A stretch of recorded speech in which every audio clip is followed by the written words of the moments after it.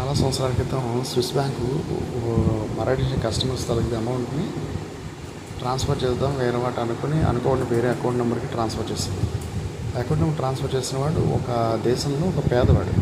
ఎలాగంటే వాళ్ళ పూర్వీకుల అకౌంట్ నెంబర్ తీసుకుని ఉంచారు. మినిమం బ్యాలెన్స్ ల్యాక్స్ ఎంత ఉంటుంది కదా కాలానికి ఉంచాడు. వీళ్ళు చేసిన పొరపాటు వల్ల ఏంటంటే ఆ అమౌంట్ వీడి అకౌంట్లో పడిపోవడం, వీడికి సడన్గా కోటీశ్వరుడు అయిపోవడం. పెద్ద కోటీశ్వరుడు అయిపోయాడు. యాక్చువల్గా ప్రాబ్లం ఏంటంటే వాడికి ఆ అమౌంట్ పడిన సంగతి ఎప్పుడో చాలా కాలం తర్వాత తెలిసింది. అంతవరకు వాడు ఏ పని చేశాడు అంటే రోడ్డు మీద ఈ ఉంటాయి కదా పెయింట్లు వేసుకుని నిలబడ్డాలు ఇలాంటివి ఏమి ఉంటాయి కదా.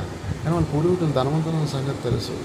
కానీ పూర్వీకులు అంటే అంతకాలం కాదు, ఒక 50 years 40 years ఈ ప్రాంతం కింద వేసుకోవాలి. కానీ ఒకసారి టైము కర్మ ఎంతలా పంతుందంటే ఇలాగే ఉంటుంది. కానీ ఇది విన్న స్టోరీ షేర్ చేసుకుందాం.